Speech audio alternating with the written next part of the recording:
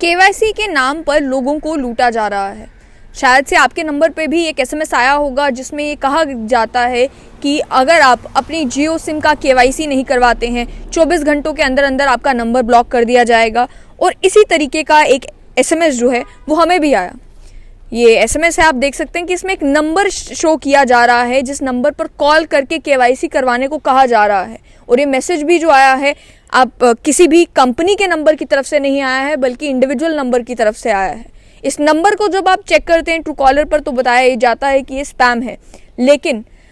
इसी तरीके के मामले जो हैं वो कश्मीर घाटी में होना शुरू हो गए, जहां पर लोगों को इस तरीके के एसएमएस गए। उस एसएमएस के जरिए लोगों को ये कहा गया कि आप अपनी डिटेल शेयर करें, फाइनेंशियल डिटेल शेयर करें, या फिर आप अपने फ़ोन में, लैपटॉप में कोई एक ऐप डाउनलोड करें जिस ऐप के थ्रू आपका केवाईसी होगा। वो ऐप डाउनलोड करवा कर ये फ्रॉडस्टर्स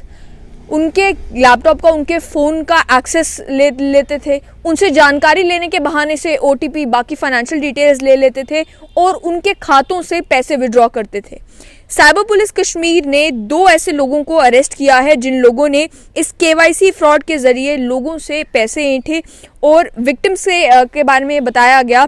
साइबर पुलिस के द्वारा कि विक्टिम से personal details, account details, login details, card information, pin, OTP, ये सारी चीज़ें मांगी गई और कहा यह गया कि ये केवाईसी के लिए है।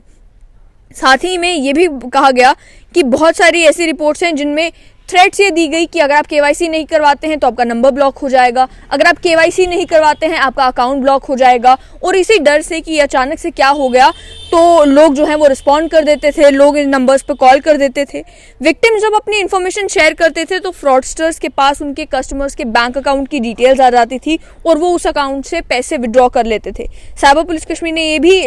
जाना कि इस तरीके के एसएमएसेस जो मैंने अभी आपको दिखाए कि डियर जो भी आपका नाम है या डियर जो भी आपका नंबर है, डियर कस्टमर,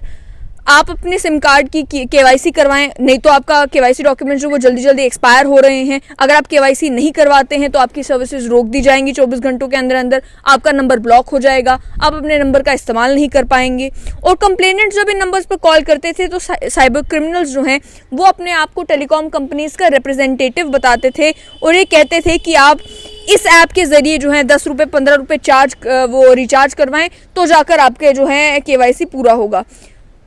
जिन लोगों को मालूम नहीं होता था कि किस तरीके से करना है, उनसे एनी डेस्क या क्विक सपोर्ट या टीम व्यूअर जैसी ऐप्स डाउनलोड करवाई जाती थी, जिस ऐप का इस्तेमाल प्रोफेशनल्स करते हैं लोगों की जो कंप्यूटर की कोई प्रॉब्लम्स होती हैं उन्हें रिजॉल्व करने के लिए, जिससे रिमोट एक्सेस उनके डिवाइसेस का मिल जाता है।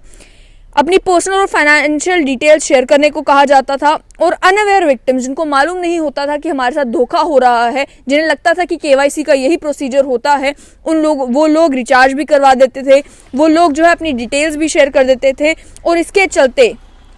कश्मीर घाटी में साइबर पुलिस का ये कहना है कि लाखों रुपए साइफन ऑफ किए हैं इन साइबर क्रिमिनल्स से।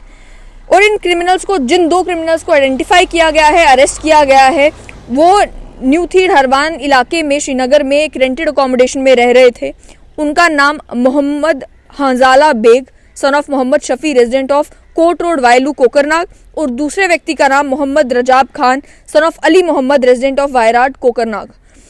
प्रिलिमिनरी इन्वेस्टिगेशन में ये पता चला कि ये लोग जो हैं नॉन लोकल साइबर क्रिमिनल्स के साथ मिलकर, जो यूपी, बिहार या अन्य स्टेट्स में ऑपरेट कर रहे हैं, उनके साथ मिलकर जो आम लोग हैं, जिन लोगों को मालूम नहीं था कि हमारे साथ धोखाधड़ी हो रही है, उन्हें चीट करते हैं, उन्हें डिफ्रॉड करते हैं। और टिपिकल मोड इस तरीके का रहता है कि उनके अकाउंट से पैसे निकलवा कर अलग अलग बैंक अकाउंट्स जो देश के अलग अलग भागों में हैं उसमें सबमिट करवाए जाते थे और अल्टीमेटली विड्रॉ करवाए जाते थे।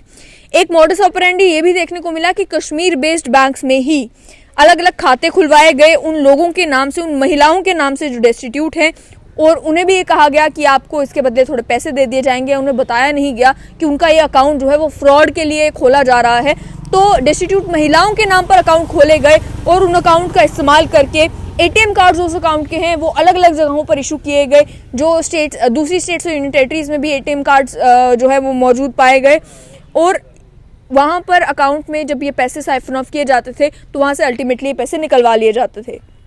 साइबर पुलिस ने जब इन्वेस्टिगेशन की तो उनका ये कहना है कि 7 mobile phone, 13 SIM cards, 47 ATM और डेबिट और क्रेडिट कार्ड्स अलग अलग बैंक्स के, 36 Fino bank account kit books, 4 chequebooks, 6 blank cheques, 7 passbooks और अन्य डॉक्यूमेंट्स बरामद किए गए हैं। फर्दर इन्वेस्टिगेशन भी इस मामले में चल रही है, देखने के लिए कि ये जो रैकेट चल रहा था कश्मीर में ये कितना बड़ा है।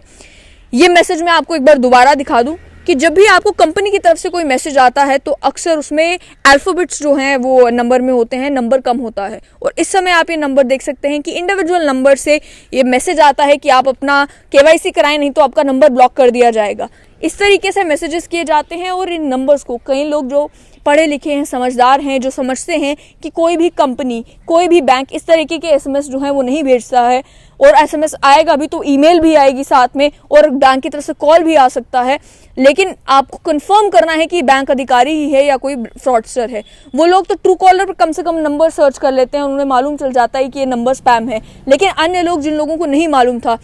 जो लोग पढ़े लिखे भी हैं लेकिन जो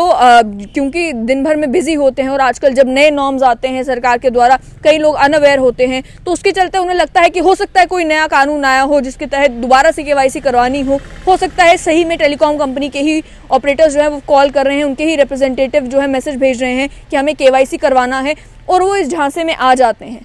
आप लोगों से यही गुजारिश कि एक ऐसा रैकेट तो कश्मीर घाटी में पकड़ा गया है, लेकिन आप ऐसे झांसों में ना आए। आपको कोई भी मैसेज आता है, ईमेल आता है कि आप करोड़ों की लॉटरी जीत गए हैं, कि आपको इमीडिएटली आपका बैंक अकाउंट बंद हो जाएगा अगर आप ये नहीं करवाते हैं, तो उन चीज़ों पर विश्वास ना करें। कम से कम वेरीफाई कर लिया करें कि ऐसा कुछ है भी या नहीं। जहाँ तक जियो का ताल्लुक है, क्योंकि एसएमएस जो है वो जियो को लेकर आया है, माई जियो ऐप है, माई जियो ऐप में जाकर आप चेक कर सकते हैं कि इस तरीके का कोई नया अपडेट आया भी है या नहीं आया है। और जो ऑफिशियल चैनल्स हैं हमेशा उन्हीं पर भरोसा करें, अननोन लिंक्स पर क्लिक ना करें, अननोन ऐप्स जो हैं वो अपने फ़ोन में डाउनलोड ना करें, क्योंकि ये सभी वही रास्ते हैं जिसके ज़रिए ये फ्रॉडस्टर्स जो हैं वो आम लोगों को ठगते हैं।